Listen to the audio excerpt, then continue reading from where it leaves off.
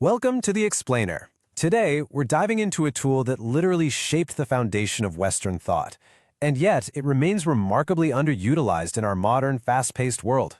We are talking about the art of questioning absolutely everything. To kick things off, let me pose a slightly surprising riddle to you. What do top CEOs navigating totally chaotic markets, cognitive behavioral therapists helping clients process trauma, and Gen AI engineers building the latest language models actually have in common? I mean, on the surface, these professions couldn't be more different, right? But they actually all share a secret weapon. And that secret weapon? It's a 2,500-year-old communication hack. Yep, you guessed it, we are talking about the Socratic Method.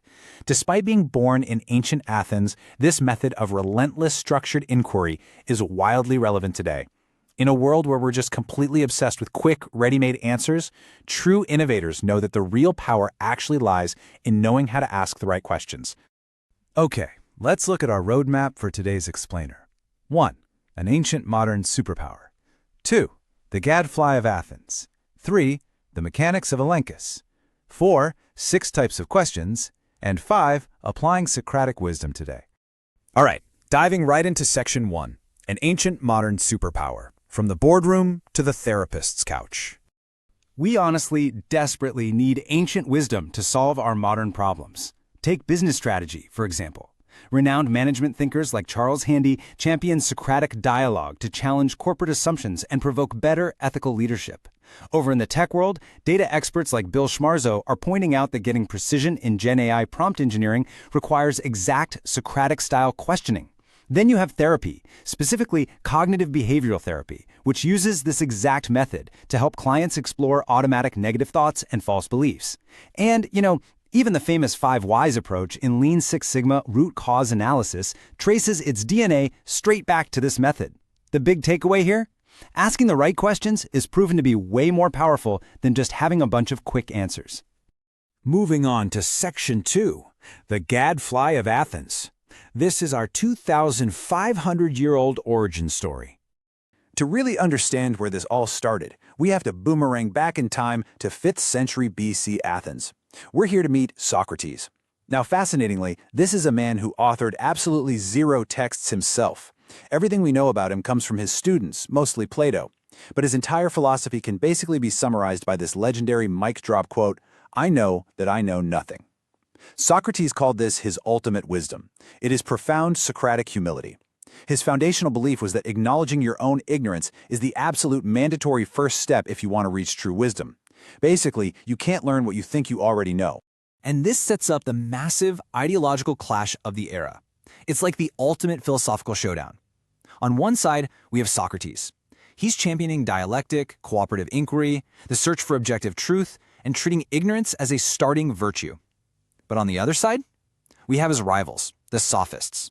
These were highly paid public speakers, and they focused entirely on rhetoric and emotional manipulation.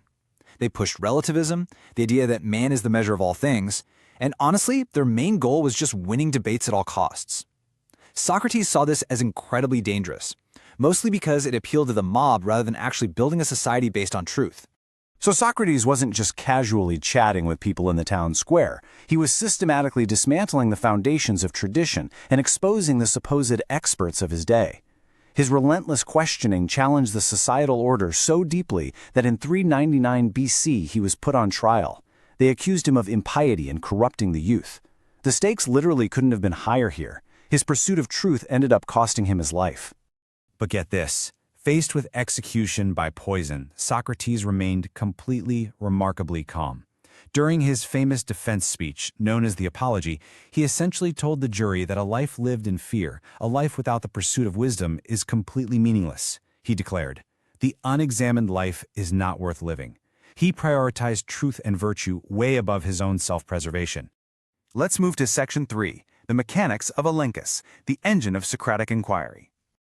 Now that we know what was at stake, let's look at the actual mechanics. How did Socrates systematically dismantle these false beliefs? Well, the technical Greek term for his method is elenchus. It translates roughly to the Socratic method of refutation. Socrates would start a dialogue, usually with someone claiming to be an expert on a big topic, like justice or virtue.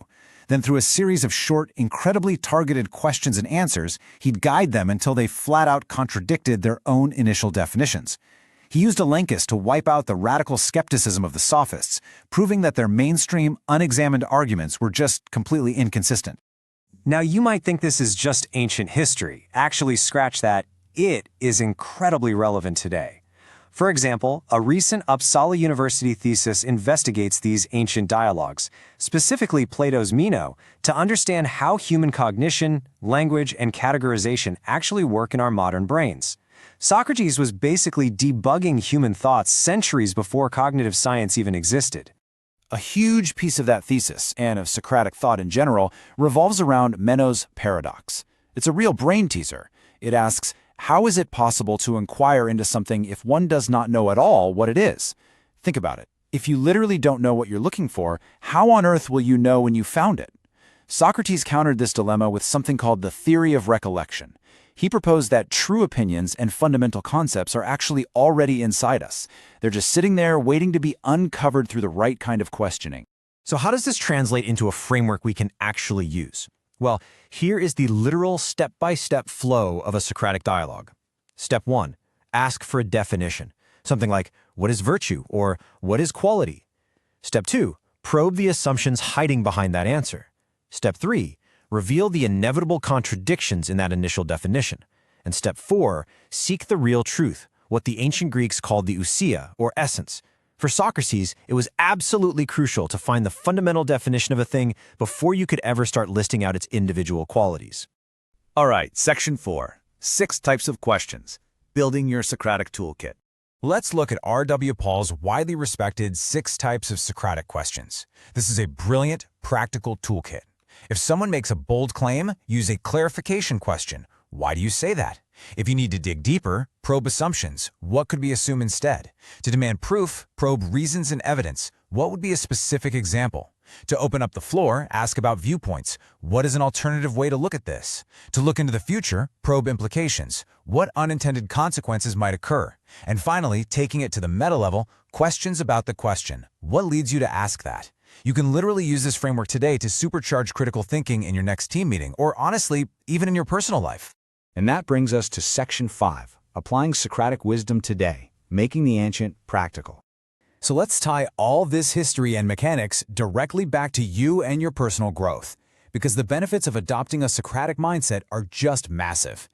In terms of mental health, it empowers you to actively participate in your journey by shifting unhelpful paradigms and challenging those automatic negative thoughts.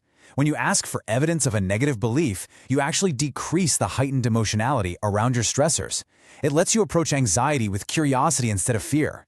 And professionally, this kind of non-judgmental, collaborative questioning builds incredible autonomy and problem-solving skills. It fosters the continuous learning we all absolutely need in today's ever-changing economy. Which leaves us with this final thought for you.